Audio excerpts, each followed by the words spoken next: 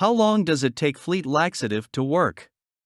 The time it takes for fleet laxative to work can vary depending on several factors, including the individual's digestive system, the type of fleet laxative used, and the severity of constipation.